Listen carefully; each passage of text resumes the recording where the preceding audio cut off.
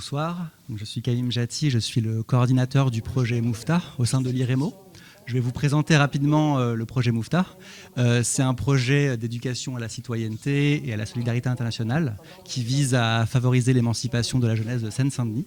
Il s'appuie sur 3 axes. Le premier axe, c'est une formation des jeunes des quartiers prioritaires de la ville en Seine-Saint-Denis sur les thématiques relatives au Moyen-Orient. Pour cela, on a formé 30 jeunes de Bagnolet pendant cette année. On est allé en Jordanie réaliser un documentaire et dans ce cadre-là, nous avons rencontré des jeunes des camps de réfugiés de l'UNRWA à Amman. Le documentaire sera diffusé le 22 janvier à 18h au cinéma de Bagnolet qui s'appelle le Cinoche. Et vous êtes toutes et tous les bienvenus pour assister à la projection. Le deuxième aspect, c'est venir en soutien au conseil départemental de la Seine-Saint-Denis sur la politique de coopération avec les villes et les pays du Moyen-Orient. Et un troisième point qui est l'organisation de conférences publiques partout en Seine-Saint-Denis sur les thématiques relatives au Moyen-Orient. Vous êtes les bienvenus pour suivre ce projet, ces activités, et notamment la diffusion du documentaire. Ce projet il est financé par l'Agence française de développement, par le département du 93, par la CAF du 93, la Fondation de France et la mairie de Bagnolet. Donc merci aux partenaires et surtout merci aux partenaires de la ville de Bobigny, monsieur le maire et ses équipes, et aux partenaires du département de Seine-Saint-Denis, notamment du service Via Le Monde, d'avoir organisé ce temps de discussion et ce débat ce soir. Comme vous le savez, les instances internationales qui sont garantes du droit international ont donné des avis très précis sur la situation en Palestine, notamment la Cour internationale de justice avec un avis en juillet 2024 sur l'occupation du territoire palestinien, notamment aussi la Cour pénale internationale avec des mandats émis contre les dirigeants israéliens. Vous savez aussi qu'il y a un cessez-le-feu qui a été annoncé dans la région. Malgré tout cela, l'oppression des Palestiniens continue de manière très violente. Il y a le génocide à Gaza, évidemment.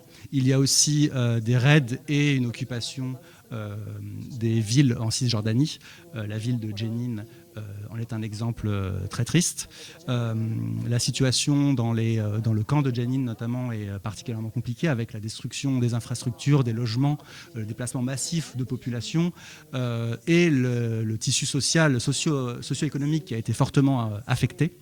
Tout cela indique le souhait des autorités israéliennes de rendre ces zones-là assez difficiles à vivre pour accentuer le processus de colonisation. Et dans ce contexte, le Conseil de sécurité des Nations Unies a voté la résolution 2803 le 17 novembre dernier, qui reprend le plan d'ensemble du président Donald Trump et qui pose beaucoup de questions pour la sécurité de la région. Il y a beaucoup de flou sur les missions et la supervision des instances qui vont contrôler et diriger les territoires de la bande de Gaza. On peut aussi s'interroger surtout sur le rôle des Palestiniens dans ces instances de gouvernance, plutôt l'absence de leur rôle. Et on peut aussi s'interroger sur les ambitions politiques des dirigeants qui sont impliqués dans cette décision. Oui ? Ok. Et donc c'est pour cela que nous avons 2 invités ce soir. Monsieur le maire Mohamed Jarrar, qui est maire de Jenin, qui nous allons proposer de témoigner sur la situation à Jenin et en Cisjordanie, mais aussi nous allons lui proposer de témoigner sur l'impact du plan Trump, l'impact que peut avoir ce plan sur sa ville et sur le territoire de la Cisjordanie. Et nous avons aussi invité Christian Jouret, vice-président de la revue Orient 21, secrétaire général de l'IREMO et ancien conseiller politique auprès de l'envoyé spécial de l'Union européenne pour le Proche-Orient, afin d'avoir une analyse du plan Trump à travers son regard d'ancien diplomate. Permettez-moi de vous dire à quel point je suis heureux d'être parmi vous ce soir. Et je remercie tout particulièrement tous ceux et toutes celles qui ont bravé ce froid pour venir ici et nous écouter. Je vais aller droit au but, sans tergiverser, pour ne pas vous perdre votre temps. On ne peut pas évoquer le plan Trump pour résoudre la situation dans la bande de Gaza sans remonter aux origines de ce conflit et sans explorer comment ce plan s'inscrit dans la droite ligne de la politique israélienne. Je vais articuler mes propos autour de 3 axes ce soir. D'abord, je vais commencer par la politique israélienne en Cisjordanie, et ce depuis le début de l'occupation jusqu'aux accords d'Oslo. Ensuite, j'évoquerai dans un second temps le rôle d'Israël des autorités de l'occupation israélienne dans cette scission, séparation entre la Cisjordanie d'un côté et la bande de Gaza de l'autre. Troisième axe, la politique américaine, la vision américaine pour le règlement du conflit et à quel point celle-ci est de concert avec la politique israélienne dans la bande de Gaza. Vous le savez, le 4 juin 1967, Israël a occupé ou envahi la Cisjordanie, la bande de Gaza, une partie du Golan syrien et le Sinaï en Égypte. Ensuite, en 1970, les Israéliens ont décidé de régler cette question, cette occupation avec les Palestiniens directement avec ce qui s'appelait les accords d'Ayalon.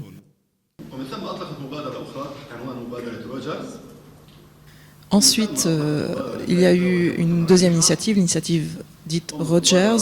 Par la suite, une troisième initiative, la conférence de Jéricho. Une quatrième initiative, 8 initiatives proposées par Israël jusqu'aux accords d'Oslo. Et à chaque fois, il y avait cette proposition d'établir un État palestinien sur l'actuelle bande de Gaza.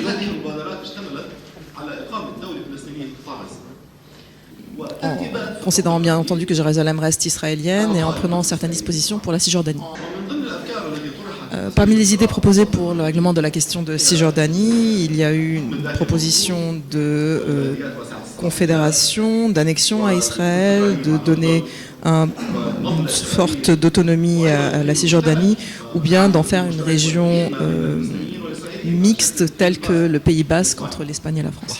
Israël a tenté au fil du temps de mettre en œuvre ces initiatives, la première tentative ayant eu lieu en 1967, sous occupation israélienne. Vous voyez, c'est très démocratique, des occupants forces d'occupation qui proposent un processus d'élection. Et donc, l'objectif de ces élections étant de faire émerger une autorité palestinienne qui soit en accord avec la politique israélienne. C'était en 1976 et non 67, après se reprend, où ces élections ont été organisées pour la première fois, et à chaque tentative, les listes proposées par l'administration civile israélienne à l'époque échouaient contre les listes proposées par l'OLP qui gagnait à chaque fois ces élections. Donc Israël a procédé par la suite à l'élimination de certains maires et élus, dont feu Issam Barkawi, mais également des attentats qui ont touché un attentat à la voiture piégée qui a touché le maire de Naplouse à l'époque, Bassam Shakra, qui a perdu ses 2 jambes à l'issue de cet attentat. Donc Israël a très vite compris qu'elle n'allait pas réussir à régler le conflit de la sorte, et c'est ainsi qu'a mené la première intifada en 1987, et c'était un véritable miracle de voir cette volonté et détermination du peuple palestinien qui ne disposait que de pierres, et c'est pour cela que ça a été appelé l'intifada de la pierre, donc de lancer des pierres face à un État lourdement armé de différents types d'armes. C'est grâce à cette première révolution que la cause palestinienne a pu être ressuscitée aux yeux du monde entier, qu'il avait oublié. On avait oublié qu'il y avait un peuple qui vivait sous l'occupation.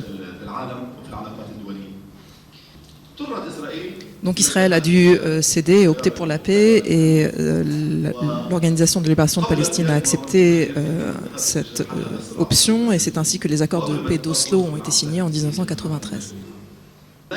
Mais ce n'est pas pour autant qu'Israël a une fois abandonné cet objectif d'annexer la Cisjordanie à Israël et d'en expulser les Palestiniens.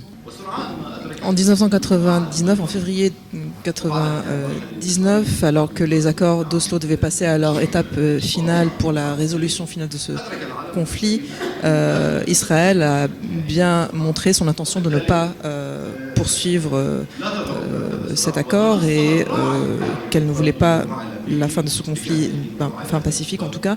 Et à ce moment-là, les Américains ont aussi se sont retirés ou se sont dédouanés de leur responsabilité en tant que parrain de cet accord, et n'ont pas exercé la pression nécessaire sur Israël pour pousser vers l'aboutissement de cette solution pacifique. Et quand les Palestiniens ont enfin compris que le processus d'Oslo n'allait pas permettre d'atteindre leurs aspirations, la deuxième intifada a vu le jour en l'an 2000, et de par son étendue, ce soulèvement ressemblait plutôt à une guerre. Depuis la signature des accords d'Oslo jusqu'à la seconde intifada, Israël n'a eu de cesse de grignoter les territoires palestiniens, d'encourager la colonisation, la création d'avant-postes, et ce pour pouvoir gagner du territoire palestinien. En 2005, sous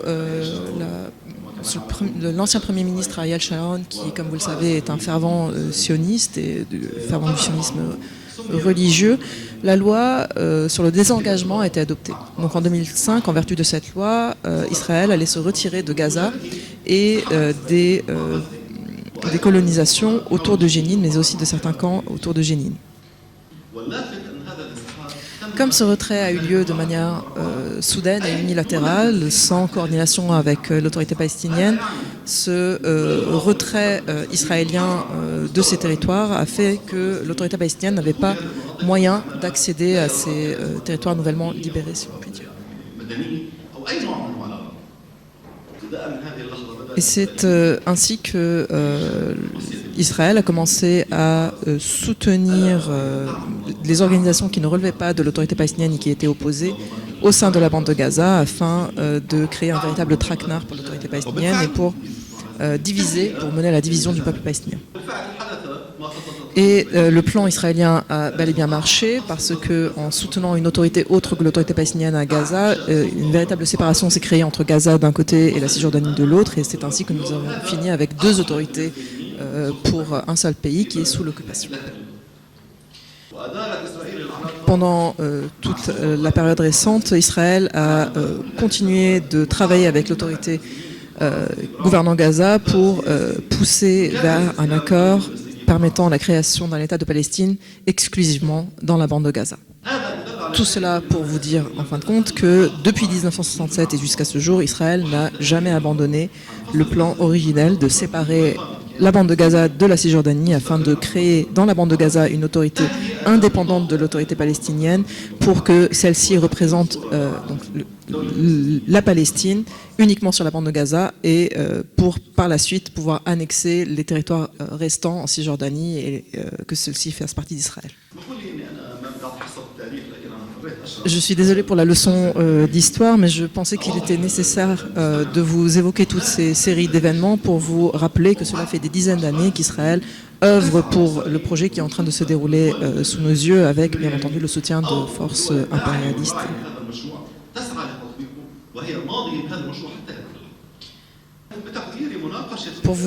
Pour évoquer la vision américaine pour le règlement de ce conflit et la résolution du Conseil de sécurité en ce sens, j'estime qu'il est nécessaire de rappeler la réalité historique de ce que nous vivons depuis des décennies afin de pouvoir mieux expliquer ce qui se déroule sous nos yeux. Bien entendu, nous étions tous pour que la guerre prenne fin. Le monde entier souhaitait que ce génocide, cette boucherie prenne fin, tellement c'était horrible à suivre, même via les médias. Et c'est ainsi que l'administration américaine est intervenue, et je suis plutôt certain quand je dis qu'il n'y a pas une seule lettre ou une seule phrase de ce plan, le plan Trump, ou voir la résolution des Nations Unies du Conseil de sécurité qui n'a pas été rédigée à Tel Aviv.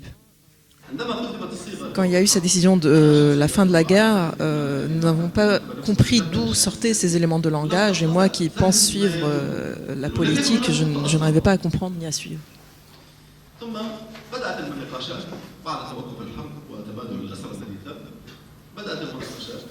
Et donc, comme on le sait, des pourparlers ont commencé après la fin de la guerre pour la libération des otages. Et à ce titre, je me permets de faire une parenthèse pour remercier le gouvernement français pour l'initiative qui a été prise au sein des Nations Unies avec l'Arabie Saoudite pour pouvoir remettre sur la table des négociations la question de l'État de Palestine et la nécessité de son avènement.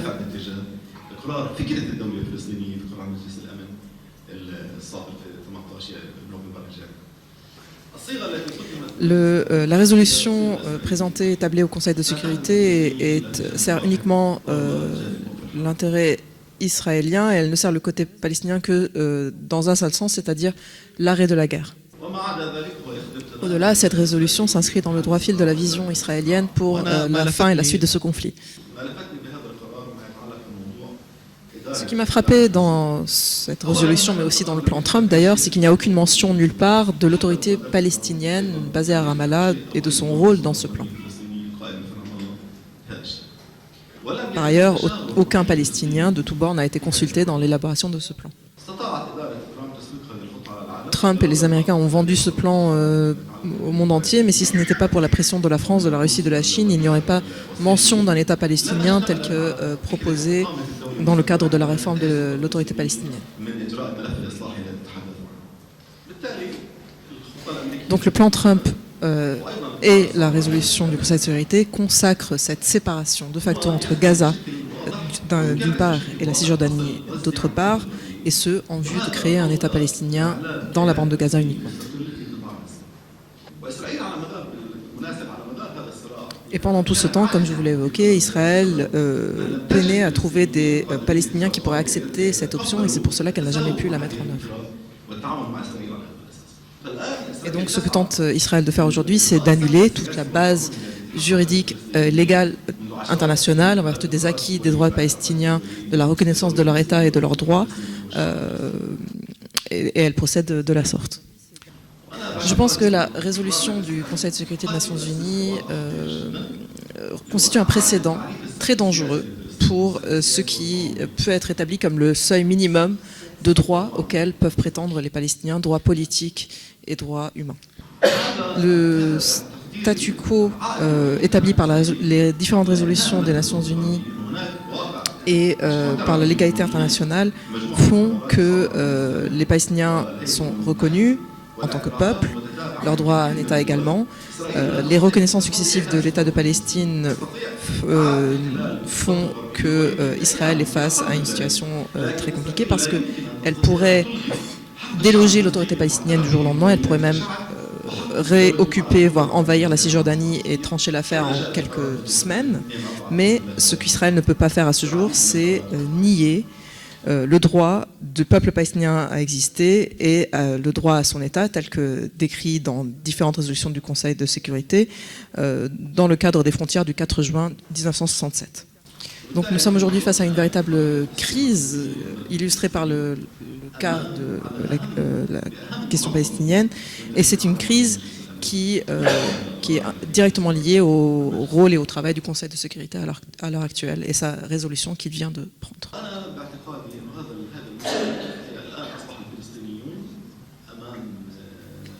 Donc aujourd'hui, on peut considérer que les Palestiniens font face à une véritable crise, et si Israël parvient à faire accepter à une partie un groupe de Palestiniens sa donne et sa proposition, ce sera véritablement dangereux, car on l'a vu dès le début de la guerre à Gaza qu'Israël a fait en sorte d'épargner une certaine milice qui travaillait à sa solde de ce qui se passait, des attaques. Et d'ailleurs, il y a dans la résolution du Conseil de sécurité et dans le plan Trump une mention de forces de police palestiniennes, et c'est bien là précisément les milices qui travaillent à la solde d'Israël. Il y en a 4, dont celle de Yasser Abu Shabab entre autres, et ce que je crains, c'est que ces milices fassent partie, en vertu de la résolution du Conseil de sécurité, de cette nouvelle force palestinienne qui travaillerait auprès de la force internationale de stabilisation sous la tutelle de l'Égypte et d'Israël.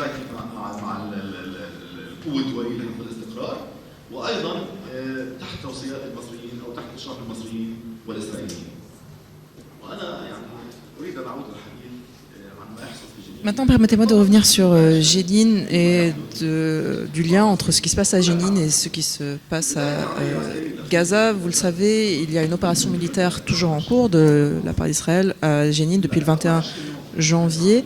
Et pendant les 20 premiers jours de cette opération israélienne, les forces israéliennes ont pu occuper de grandes parties de la ville et expulser des dizaines de familles. Dans le cadre de cette occupation, de cette invasion, l'administration civile, ce sont des militaires israéliens, mais ils se présentent comme tels, et ils m'ont demandé une rencontre, et donc j'ai pu m'entretenir avec eux.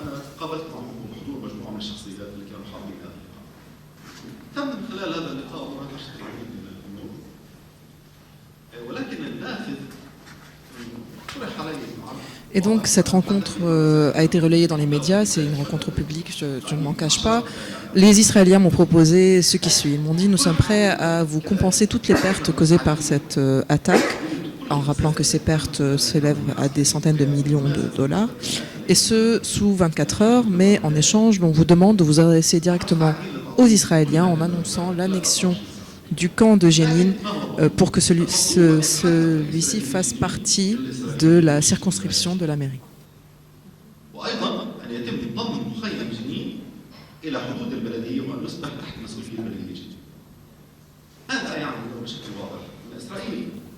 Pourquoi je vous dis cela? Eh bien parce que c'est un exemple parmi d'autres où Israël tente de créer une nouvelle réalité sur le terrain. Dans la mesure où c'est une volonté de traiter directement avec les collectivités locales. Cela altère sa dénomination en tant qu'entité occupante, ainsi Israël pourrait se décrire autrement, et cela altérera donc aussi le rôle de l'autorité palestinienne, et donc comme je le disais, le but c'est de traiter directement avec les mairies.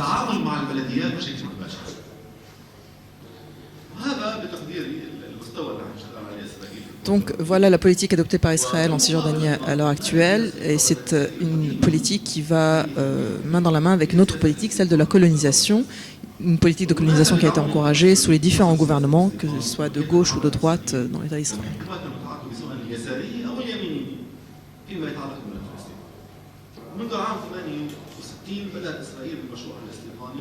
Et donc en 1968, il y a eu deux propositions pour l'occupation émanant des deux partis, le Likoud, donc le parti sioniste, et puis le parti des travaillistes, le parti de gauche qui proposait que les colonies puissent communiquer au moins visuellement les unes avec les autres.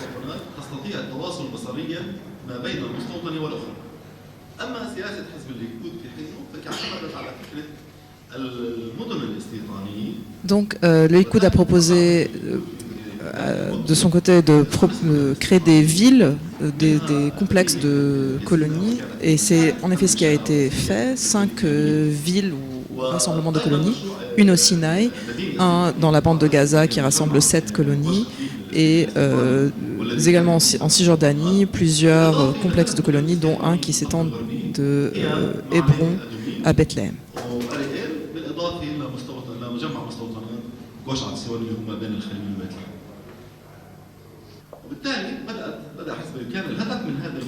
Donc l'objectif de ces villes de colonies était de cantonner, d'isoler les régions palestiniennes les unes des autres en Cisjordanie, et en faisant cela, il n'y avait pas de communication entre les territoires palestiniens en Cisjordanie. Et donc les deux projets, à la fois de la gauche israélienne et de la droite israélienne, ont pu voir le jour, des villes entières de colons, mais également des centaines de petites colonies au niveau des collines en Cisjordanie. Et voilà aujourd'hui ce qu'est la situation en Cisjordanie.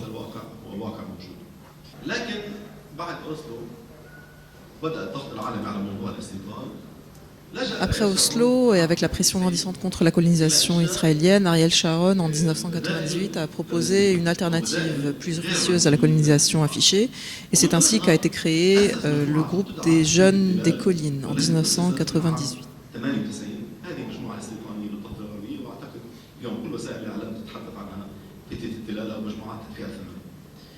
Et donc un slogan a été lancé à l'époque disant: tout ce que nous contrôlons est à nous, nous appartient, et tout ce qui est hors de notre contrôle leur appartient.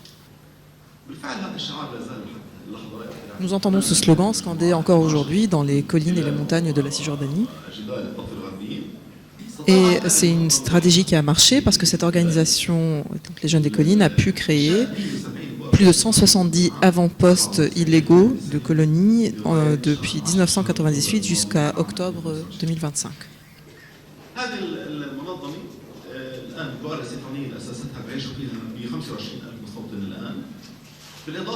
Cette organisation compte donc plus de 125 000 colons qui habitent dans ces avant-postes illégaux, Et c'est une organisation qui est adepte du sionisme de droite, ou ce qu'on appelle sionisme religieux. Le sionisme de droite, c'est une coalition de partis composée de deux leaders, Smotrich et Ben-Gvir, qui comptent 14 sièges au sein du Parlement, de la Knesset, et 5 ministres au sein du gouvernement actuel.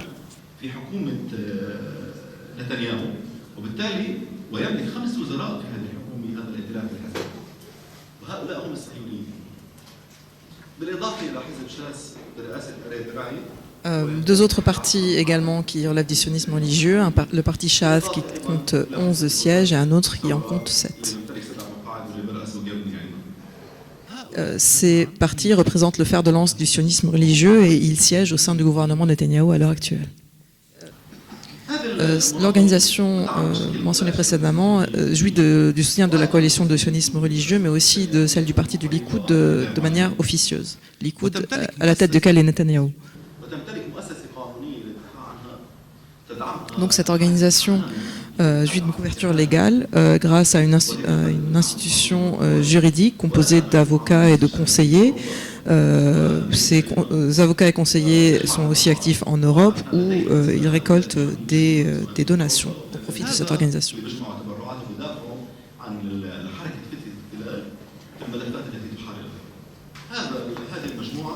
Cette organisation est directement responsable de l'incendie qui a causé la mort de la famille Dawabsha à l'est de Naplouse, mais également l'incendie qui a causé la mort de Mohamed Abourtel à Jérusalem-Est. De nombreux villages, Hawara entre autres, ont été également incendiés par ce groupe. Et tout cela s'est déroulé sous les yeux des médias, sous couverture médiatique, avec le soutien de l'armée israélienne. Ce groupe est responsable de la mort de 22 Palestiniens, des meurtres documentés et médiatisés, et ce depuis le 7 octobre jusqu'en octobre 2025. Par le passé, il y avait une loi en Israël qui permettait la mise en détention provisoire de ce genre d'extrémistes, mais le temps qu'ils se présentent devant un tribunal. Mais depuis l'avènement du nouveau gouvernement avec Smotrich, qui est aussi le chargé des affaires civiles dans les territoires palestiniens, cette loi a été abrogée et donc aujourd'hui ces groupes d'extrémistes ont tout le loisir de procéder à leurs activités.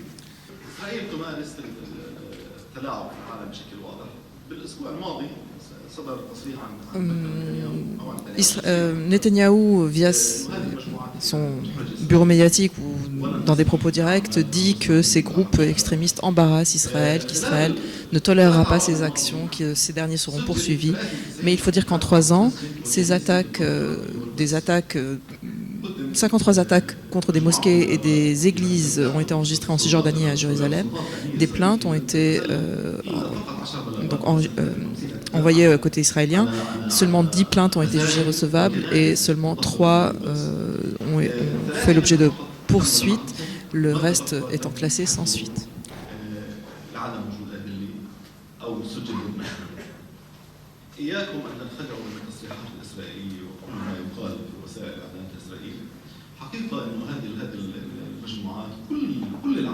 Donc, pour faire court, Israël manipule l'opinion publique mondiale, ne soyez pas dupes, c'est une politique d'État, c'est une politique officielle. Je me souviens encore des propos de Smotrich quand les colons ont mis le feu dans les villages de Hawara et un autre village, où il a dit « Nous ferons à Hawara et dans les autres villages de Cisjordanie ce que nous avons fait à Rafah et à Khan Younes ». Et donc, ce sont des crimes qui se déroulent sous la protection et l'égide de l'armée d'occupation israélienne. Il s'agit d'une politique systématique pour harceler les Palestiniens et les pousser à quitter leur terre.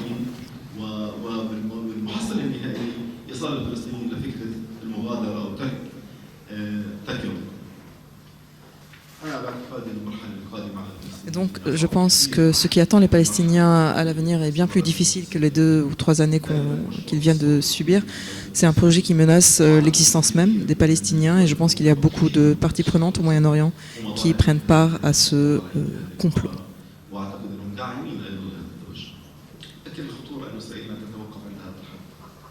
Le plus dangereux, c'est qu'Israël ne s'arrêtera pas là.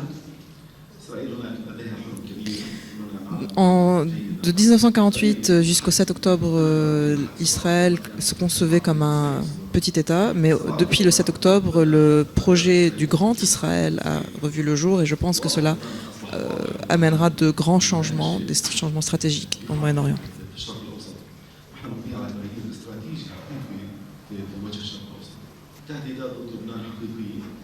La menace à l'encontre du Liban est réelle et je pense qu'il y aura une confrontation et une attaque envers le Liban dans les jours à venir. Et Israël ne lâchera pas l'affaire tant que le rêve du grand Israël n'est pas réalisé. Et je pense que tous les leaders de la région doivent refaire leurs calculs parce que la chute de l'autorité palestinienne et du rempart qu'elle constitue fera l'expansion d'Israël dans la région. Et cela est un fait assumé par Israël. L'État d'Israël lui-même. Merci. Merci. Et moi, je parlerai que du dernier moment, à l'heure actuelle, qui est le plan, ce qu'on appelle le plan de Trump, qui est la résolution du Conseil de sécurité des Nations Unies. Quand on parle du plan de Trump, en réalité, on parle de 3 textes. On parle du cessez-le-feu, qui date d'il y a 2 mois à peu près. On parle de l'actuelle résolution du Conseil de sécurité qui a été adoptée il y a 4 ou 5 jours. Et on parle d'un 3e texte dont on n'a pas beaucoup parlé, par modestie, je ne sais pas, qui est un texte franco-saoudien, qui a été adopté par la communauté internationale, qui est beaucoup plus précis que le plan de Trump, qui est beaucoup plus précis que la résolution du Conseil de sécurité, mais dont on n'a pas beaucoup parlé. Elle est quand même mentionnée dans le Conseil de sécurité. Et donc c'est l'ensemble de ces 3 textes qui constituent ce qu'on peut appeler un plan d'ensemble. Autant dire tout de suite que le plan de Trump, qu'on a très très vite appelé un plan de paix, n'est pas un plan de paix. C'est un accord de cessez-le-feu, heureux. Il faut au moins mettre au crédit du président américain qu'il a mis fin à ce massacre qui durait depuis 2 ans. Mais ce n'est pas un plan de paix. C'est un cessez-le-feu. Mais le président américain aime beaucoup le mot paix. Vous vous souvenez, il a voulu avoir absolument le prix Nobel de la paix. Il en a parlé partout, aux Nations Unies, absolument partout. Ça n'a pas marché. Il se vante d'avoir mis fin à 7 guerres. Alors on cherche un peu lesquelles, mais on ne les a pas toutes trouvées. Mais pour lui, le paix, ça veut dire une trêve. C'est une paix, ce que disait Martin Luther King, c'est une paix négative pour lui. C'est-à-dire l'absence de combat, pour lui, c'est la paix. Mais ce n'est pas ça, la paix. La paix nécessite une vision politique importante, à long terme, avec des moyens, en tenant compte de la légalité internationale, en tenant compte de l'histoire. Ce n'est pas du tout ça, Trump. Son instinct, c'est de poser un deal sur la table, comme il le fait dans ses affaires. Il réunit quelques personnes, il leur dit acceptez ça, il déclare victoire et il part. Et ensuite, c'est aux autres de mettre en pratique le deal qu'il a décrété. Et si ça ne marche pas, il dira que lui, il a fait la paix et que les autres ont tous abordé. Ce plan de Trump, appelons-le comme ça par commodité, mais c'est une fois encore, ce n'est pas un plan. Donc il date d'à peu près 2 mois. Il comporte 20 points. Je vais vous épargner les 20 points. Mais par contre, je vais les résumer en 3 chapitres. Politique, économique, sécuritaire et militaire. Politique, 2 idées dans le plan Trump. Pour Gaza, il n'y aura pas un gouvernement, mais un système de gouvernance qui sera composé de Palestiniens de Gaza, à la condition que ce soit des technocrates et qu'il n'y ait aucune affiliation politique. Alors le Hamas a déjà dit que lui n'en ferait pas partie, mais il ne pourra pas y avoir quelqu'un qui se revendiquerait du Fatah, du djihad islamique, du Front de libération de la Palestine ou d'une quelconque formation palestinienne. Donc pas de responsables politiques ou pas de personnes qui puissent parler au nom d'un parti politique ou d'un programme politique. Des technocrates. Que feront ces technocrates? Ce n'est pas très clair. Ils vont gérer les affaires courantes. Moi, je ne sais pas ce que c'est que les affaires courantes dans le Gaza d'aujourd'hui. On verra bien. Je pense que ce seront essentiellement des responsabilités municipales. Déblayer les routes, remettre en état certains services publics, etc. Mais pas plus que ça. Le deuxième point politique, Trump a créé un comité pour la paix. On retrouve le mot paix. Ce comité pour la paix, ça sera le parapluie qui viendra couvrir l'ensemble de ce qui se fera dans Gaza dans les prochaines années. C'est-à-dire que d'une certaine façon, et à la tête de ce comité pour la paix, ce sera Trump qui dirigera ce comité. Ce qui signifie en réalité que Trump va devenir le gouverneur de Gaza. Et il s'occupera de tout. De la politique, de l'économie, du sécuritaire. Dans ce comité pour la paix, on ne sait pas encore exactement qui y participera.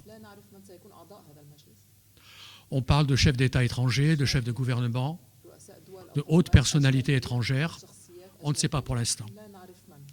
Il y a un nom qui a été prononcé par Trump, c'est celui de Tony Blair, l'ancien Premier ministre britannique qui a entraîné son pays dans la guerre contre l'Irak de Saddam Hussein et qui a eu un rôle en Israël-Palestine dans les années 2006-2007. Il n'a pas laissé le plus grand des souvenirs dans la communauté palestinienne. Et le voir revenir, c'est quand même une inquiétude.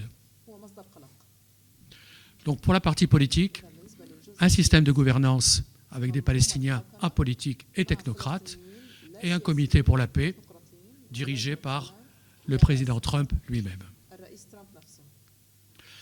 La partie économique, il est prévu un plan de développement économique. Dit comme ça, c'est une expression tout à fait normale, banale. Quand on voit l'état de Gaza, on se dit l'économie devra y jouer un rôle important. Sauf que on ne parle pas véritablement dans le plan Trump. On en parle dans la résolution, mais pas dans le plan Trump, où il est dit, dans la résolution, on parle un peu de reconstruction, mais pas véritablement dans le plan de Trump. On ne parle que de développement économique. Et là, on peut avoir une petite inquiétude, parce que l'an passé et cette année, Trump et son gendre, Jared Kushner, avaient parlé de créer à Gaza une Riviera à la française, des hôtels de luxe en bord de Méditerranée. Et Trump a rajouté cette année que Gaza pouvait être supérieur à Monaco. Je ne sais pas si Monaco est un modèle, mais ce n'est pas le modèle pour les Palestiniens. Les Palestiniens ont besoin de reconstruire leur habitat, leurs services, leur vie, et pas d'avoir des 5 étoiles comme à Monaco. Donc on peut être un petit peu inquiet. Peut-être que dans ce développement économique, l'arrière-pensée de Trump, qui est aussi un homme d'affaires, ça sera peut-être de construire des bâtiments, des établissements de luxe pour les Palestiniens. C'est pas sûr. Pour une communauté internationale, peut-être, on verra. En tout cas, on peut se poser la question. Le deuxième point de l'économie, c'est la création de zones spéciales économiques. Je pense que ça veut dire des zones franches. Ça, c'est normal, c'est pas trop inquiétant. Si on veut attirer des promoteurs immobiliers, si on veut attirer des entreprises, si on veut attirer des investisseurs, il faut leur faciliter un peu le travail. C'est-à-dire qu'ils créent leur entreprise dans les zones franches, où ils paieront moins d'impôts, ou pas d'impôts, et dans lesquels on leur facilitera toute la paperasserie administrative quand il faut créer une entreprise. Une façon de les attirer. Pourquoi pas? Et mon troisième bloc, mon troisième tête de chapitre, si je peux dire, c'est le sécuritaire et le militaire. Alors là, on tombe sur quelque chose de complexe. A été créé, ça existe déjà, en Israël, au sud de Gaza, une trentaine de kilomètres de Gaza, dans une ville israélienne qui s'appelle Kiryat Gat, a été créé un centre de coordination civile et militaire. Qu'est-ce que ça veut dire? Quand vous voulez reconstruire Gaza, il va falloir faire entrer des matériaux dans Gaza. Israël n'a jamais voulu que ces matériaux puissent servir à un double usage, c'est-à-dire un usage civil et un usage militaire. Donc tout ce qui rentre dans Gaza doit être scanné, si je peux dire, c'est-à-dire passer au rayon X pour savoir si ça peut avoir un usage militaire ou un usage civil. Et il y a comme ça des exemples incroyables dans le passé. Je vais vous en donner un que j'invente, mais ça pourrait être une réalité. Imaginez que je sois importateur de casseroles et je veux faire rentrer 100 000 casseroles dans Gaza parce qu'il y a des besoins. Le centre de coordination me dira, parce que les casseroles, c'est du métal. Le métal, vous pouvez le faire fondre et fabriquer avec ça des roquettes. Et on a eu dans le passé beaucoup d'exemples comme ça qui nous semblaient ridicules. Certains l'étaient vraiment. Il s'agissait simplement de faire pression sur les Palestiniens pour leur montrer où était le pouvoir. Voilà quel sera l'un des rôles de ce centre de coordination civile et militaire. Le deuxième point important de la partie sécuritaire, c'est la création d'une force temporaire, internationale, de stabilisation. Une force, des soldats. Il est prévu de faire venir 20 000 soldats dans Gaza, de façon temporaire. Le Conseil de sécurité dit 2 ans, mais peut-être renouvelable. Donc pendant 2 ans, il y aura 20 000 soldats qui seront dans Gaza, qui viendront de l'étranger. Cette force sera une force de stabilisation. Et là, on ne sait pas encore trop ce que ça veut dire. Parce que ce qui est important pour toute armée, parce que ce sera une armée en réalité, c'est ce qu'on appelle en termes de militaire, quelles seront les règles d'engagement. Soit ce sera une force de maintien de la paix, comme il en existe au Sud-Liban ou ailleurs, c'est-à-dire l'armée, par sa présence, essaye d'éviter les problèmes et ne réagit que si elle est elle-même en danger. Mais sinon, elle n'est pas là pour ouvrir le feu. Maintien de la paix. Ou bien, ce sera une force d'imposition de la paix. Et là, ça veut dire qu'elle aura le droit de tirer sur tout ce qui lui semblera contredire la stabilité. Ce n'est pas la même chose. Et pour l'instant, on ne sait pas. Est-ce qu'ils maintiendront la paix ou est-ce qu'ils vont imposer par la force la paix? Ce qui fait qu'il y a un certain nombre de pays, je pense comme ça à 2 pays, les Émirats et la Jordanie, qui ont dit « ça nous intéresse de faire partie de la force, mais quelles sont les règles d'engagement ?» Ils ne savent pas. On ne peut pas imaginer un soldat émirati tirant sur un Palestinien. C'est impensable. On peut encore moins imaginer un Jordanien. Pourquoi? La moitié des Jordaniens sont palestiniens, sont d'origine palestinienne. Vous imaginez un soldat jordanien d'origine palestinienne tuant un Palestinien de Gaza? Ce n'est pas pensable. Et en termes d'opinion publique en Jordanie, ce serait une catastrophe. Donc ils ont besoin de savoir quelles sont les règles d'engagement. La Turquie veut faire partie de cette force, mais Netanyahou a dit non. La Turquie n'ayant pas été très sympathique avec Israël ces derniers mois. L'Indonésie veut en faire partie, ça ne pose pas de problème, d'autant plus qu'ils sont musulmans et que les Gazaouis préféreraient avoir une armée internationale musulmane.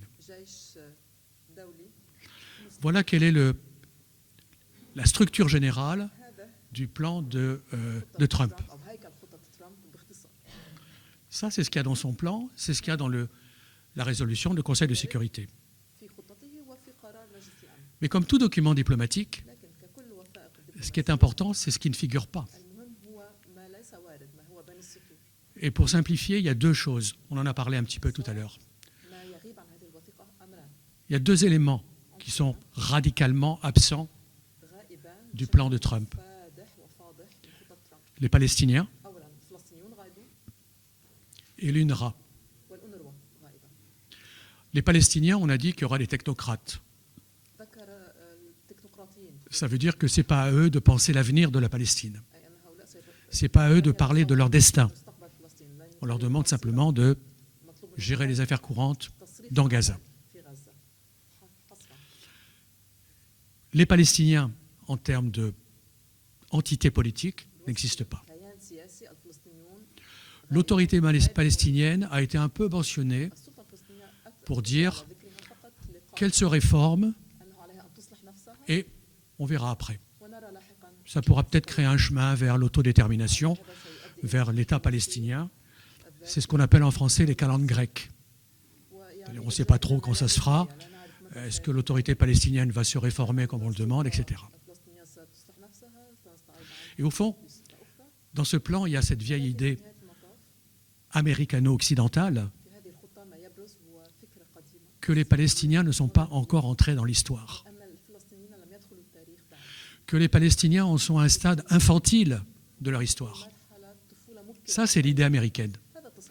Et donc, il faut les prendre par la main pour le guider sur le droit chemin. Et s'ils sont réticents, on peut faire preuve un peu de fermeté. Les accords d'Oslo dont a parlé Mohamed Jarrah tout à l'heure, c'était déjà ça en partie. On demandait aux Palestiniens d'engager des réformes. Quand ils le faisaient, on ne les reconnaissait pas. Quand ils voulaient les faire, on les en empêchait. Ça a été un échec. Et comme ils n'y parvenaient pas, on a dit encore une fois, on n'a pas de partenaire. Tony Blair était impliqué dans les réformes palestiniennes, d'où le mauvais souvenir qu'il a laissé.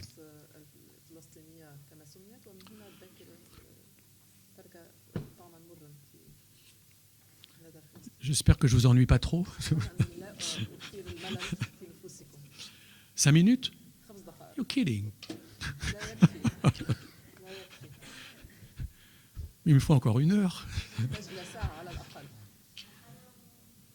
Bon, alors, 2-3 choses en 5 minutes.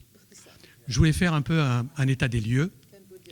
Le bilan humain, vous le connaissez, les victimes, etc. Je ne vais pas en parler. Tout le monde connaît ça. Les destructions, etc. Une chose importante, c'est que Gaza, aujourd'hui, est coupé en 2. Je ne sais pas si vous avez une bonne vision de Gaza.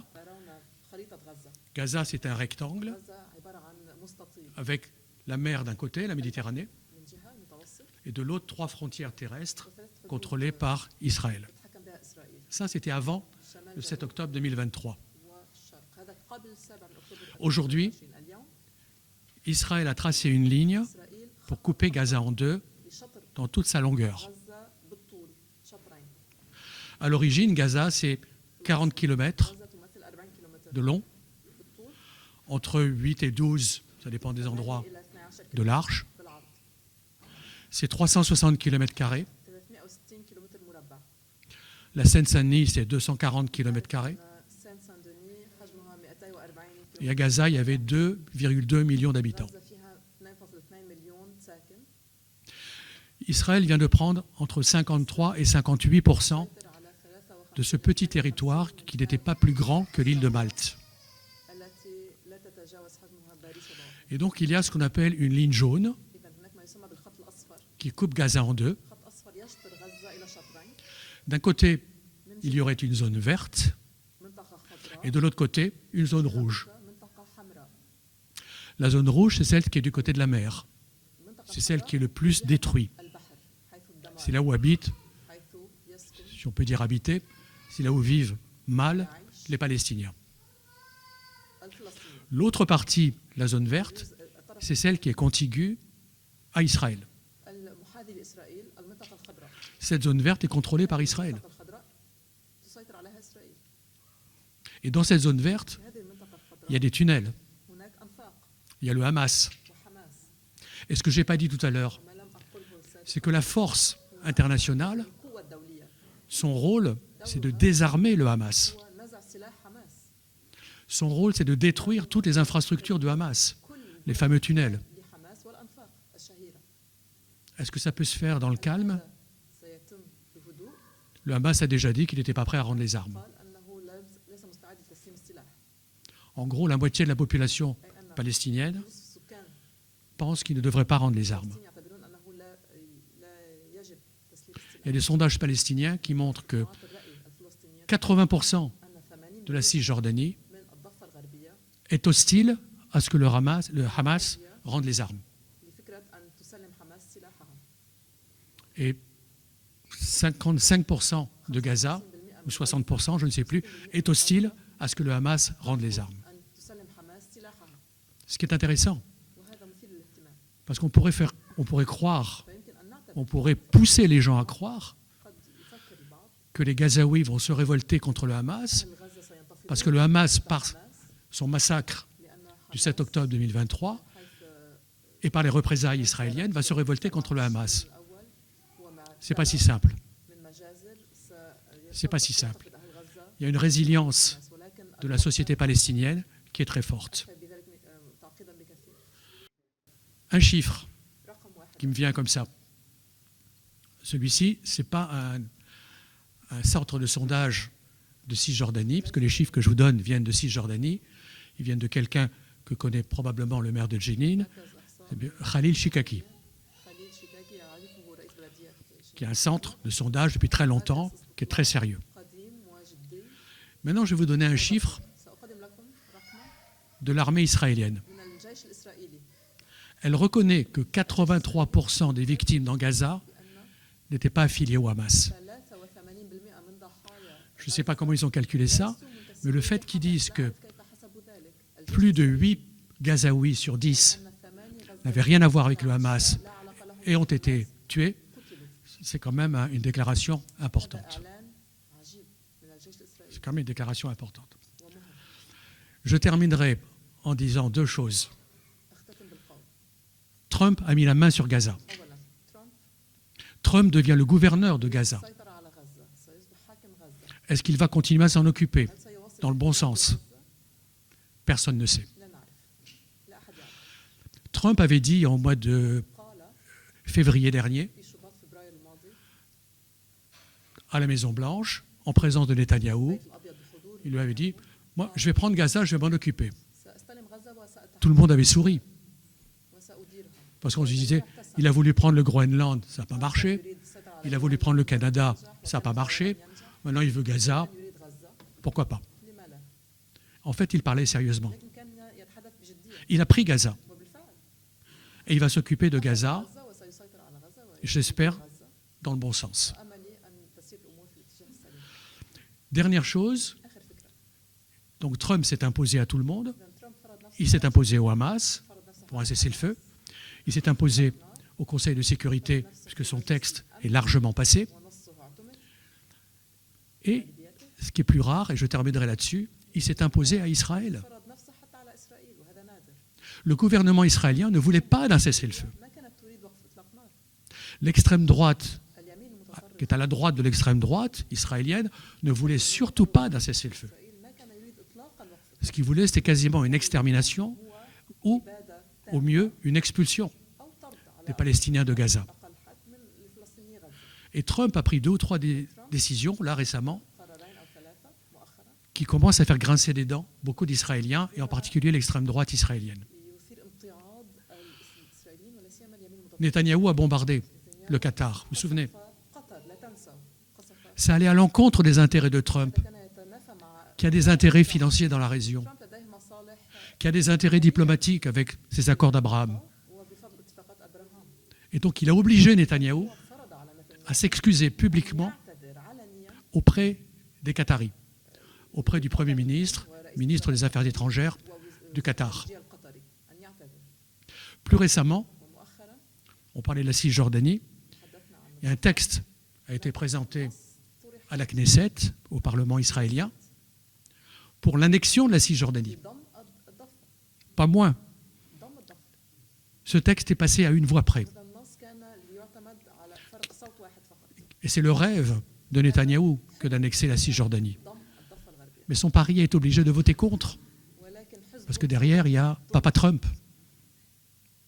Et le texte est quand même passé à une voix près, et les envoyés, l'équivalent des ministres des Affaires étrangères américains, qui étaient sur place en Israël à ce moment-là, a dit « Je vais être poli, c'est une stupidité politique, c'est une idiotie, il ne fallait pas faire ça ». Et dernier point, Trump a rappelé que la colonisation était illégale. Ah, pour un Américain, dire ça, nous, communauté internationale, on en parle depuis 50 ans. On a un paquet de résolutions du Conseil de sécurité qui disent que la colonisation est illégale. Mais les Américains le disent en ce moment. Pas par cœur, pas de cœur, je dirais, mais parce que ça contrarie les plans de Trump, qui sont aussi des plans économiques. Et je terminerai là-dessus. Il faut voir comment il a reçu Mohammed Ben Salman, le prince héritier d'Arabie Saoudite, dans un faste invraisemblable. Il l'a défendu devant tout le monde sur l'affaire Khashoggi. Et on dit que Mohammed Ben Salman est prêt à investir 1000 milliards aux États-Unis, sans compter tout ce qui va tomber dans l'organisation de Trump qui est gérée actuellement par ses enfants. Voilà, je pourrais en parler pendant des heures, mais je vois Camille qui n'est pas très content, donc je m'arrête. Merci beaucoup. Vous avez évoqué l'UNRWA. Est-ce que vous pourriez revenir dessus? Quel est le devenir, la place actuelle de l'UNRWA et le devenir de l'UNRWA? Alors, tout à l'heure, quand je vous ai dit ce qui manque dans le plan de Trump, j'ai oublié de dire, je vous ai dit, il manque l'autorité palestinienne, il manque la direction politique palestinienne, mais il manque aussi l'UNRWA. L'UNRWA, qui est une agence des Nations Unies, qui est là pour gérer le bien, je dirais, des réfugiés palestiniens du Proche-Orient. Ils sont 4 millions et demi. L'UNRWA est irremplaçable. L'UNRWA apporte une aide alimentaire, les écoles, les hôpitaux, etc. Pourquoi ne pas mentionner l'UNRWA? Parce que l'UNRWA est détestée par Israël et par les Américains, qui ont d'ailleurs cessé de la financer. Parce que l'UNRWA, c'est le rappel que la question des réfugiés n'est pas réglée. Ça rappelle que les réfugiés, depuis 1948, sont ce que François Mitterrand appelait les nomades d'Israël. C'est-à-dire tout un peuple qui est en exil, en grande partie au Proche-Orient, mais aussi un peu partout ailleurs. Et donc l'UNRWA est le rappel, pour ceux qui détestent le règlement de cette question des réfugiés, l'UNRWA est le rappel que ça existe encore, les réfugiés. C'est pour cette raison que depuis 2 ans, l'UNRWA est décrédibilisée en permanence par Israël en disant « Oui, mais dans les hôpitaux gérés par l'UNRWA, sous l'hôpital, il y a le Hamas. Dans les écoles de l'UNRWA, il y a le Hamas. Il y a des infirmiers, des docteurs, etc., membres de l'UNRWA, qui sont des membres de Hamas. Tout ça étant en grande partie faux. Peut-être qu'il y a aussi du vrai là-dedans. Moi, personnellement, je ne sais pas ce que c'est que d'être membre de Hamas. On n'est pas membre de Hamas avec une carte et sa photo, comme on est membre de la piscine de Bobigny, peut-être. Excusez-moi, je ne sais pas. Alors, on peut être sympathisant, on peut fréquenter son voisin qui est membre de Hamas, je ne sais pas. En tous les cas, tout est fait pour décrédibiliser le Hamas au point qu'on ne le mentionne. Alors que c'est une agence des Nations Unies, on ne la mentionne même pas dans une résolution des Nations Unies. On ne mentionne que deux choses, la Croix-Rouge et le Croissant Vert. C'est-à-dire que tout ce que l'armée israélienne a détruit de ce qui appartenait, entre guillemets, à la France sur le terrain palestinien, est-ce que Trump, lui, s'engage dans son plan aussi à reconstruire, réhabiliter, enfin, tout ce qui a été effacé, quoi? Il y avait effectivement un certain nombre de bâtiments, pas beaucoup, mais de bâtiments français dans Gaza. En particulier, il y avait quelque chose qui était très célèbre, qui était l'Institut culturel français de Gaza. À l'époque où moi j'habitais en Palestine, j'ai vécu 10 ans à Jérusalem et j'étais toutes les semaines à Gaza. À une époque, on pouvait rentrer assez facilement à Gaza quand on était diplomate. Ce centre culturel français de Gaza était un noyau où toute la jeunesse de Gaza venait. Pas toute la jeunesse, j'exagère, mais il y avait énormément de jeunes qui venaient là parce qu'on pouvait parler normalement, on pouvait discuter, il y avait la presse, les jeunes pouvaient se rencontrer, garçons et filles pouvaient se rencontrer, c'est important aussi. Et donc, tout ça a disparu. Mais il n'y a pas que des bâtiments français. Il y avait tous les bâtiments financés et construits par l'Union européenne. Trump n'en parle pas, bien entendu, ce n'est pas son problème. Bon. Pendant quelques années, dès qu'un bâtiment européen était détruit, on envoyait la facture à Israël. Bon. J'imagine qu'ils prenaient la facture et voilà. Donc, pour dire un petit peu les choses différemment, dans la reconstruction de Gaza, si les Européens ont un rôle, ce sera celui de payeur. Et il y a une formule en américain, en anglais, qui dit les Européens, ce sont des payers et non pas des players. Ce ne sont pas des joueurs, mais par contre, ils vont payer. Et on va les faire payer. Et c'est notre façon d'agir qui est indispensable, mais ça nous prive un peu d'un rôle européen. On est là pour payer, et je pense qu'on va payer aussi dans la reconstruction de Gaza. Oui, est-ce que du coup, dans la reconstruction, vous avez parlé de l'aspect économique du plan, mais donc, on parle de la reconstruction du bâti, mais est-ce que pour la reconstruction des gens, il va y avoir des services mis en place pour essayer de traiter les séquelles psychologiques de tous ces traumatismes multiples? Et pour poursuivre sur la reconstruction, parce que ça reste lié, pour tous les bâtiments, enfin les monuments historiques, pour tout ce qui a trait à la mémoire, du coup, est-ce qu'il y a des mesures spéciales qui vont être mises en place pour ça aussi? Merci. Le plus simple, c'est la reconstruction des bâtiments. L'argent va venir. Il ne faut pas avoir d'inquiétude. L'Europe va payer, les pays du Golfe vont payer. Ça ne sera pas le plus compliqué. Maintenant, si on parle de réparation psychologique, c'est ça?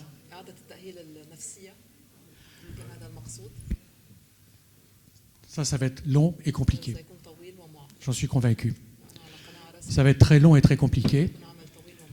Là encore, l'UNRWA avait un rôle. L'UNRWA a des médecins qui pourraient prendre en compte le traumatisme. Mais je pense que ça ne sera pas facile à faire dans l'immédiat. Ce qui me permet de dire que, en ce moment, il y a aussi un traumatisme en Israël, chez les soldats israéliens, qui commencent à prendre conscience de ce qu'ils ont fait. Mais on ne veut pas parler de traumatisme en Israël. Alors on a inventé un mot qui veut dire des blessures morales. Mais comme tous les soldats qui reviennent d'un combat, c'était le cas avec les Américains qui sont venus d'Irak. Il y a eu des dizaines de milliers de soldats américains qui sont devenus à moitié fous après être revenus en Irak, qui se sont drogués, qu'on retrouvait dans les rues, qui ont commis des crimes et qui ont reproché à l'administration de ne pas s'occuper d'eux. En Israël, je pense que ça ne se passera pas comme ça. Ils vont s'occuper d'eux, me semble-t-il. أنا أعتقد إنه فيما يتعلق بموضوع الأعمار إحنا شاهدنا خلال ال 15 عام الماضي 6 حروب على غزة، 5 حروب حقيقية وجولة تصعيد استمرت 11 يوم. Vous avez évoqué la reconstruction, j'aimerais y revenir. Pendant les 15 dernières années, Gaza a connu 5 guerres et une escalade de 11 jours. Et dès la première guerre, en 2008-2009, on a vu comment le dossier de la reconstruction de Gaza a été exploité à des fins politiques. Israël et les États-Unis ne manqueront pas l'opportunité cette fois-ci de faire chanter les Palestiniens et d'exercer leur pression sur eux. On le sait, c'est un dossier très sensible, notamment dans la mesure où près de 90% des bâtiments à Gaza sont complètement détruits. Donc je pense que ce sera un sujet très épineux.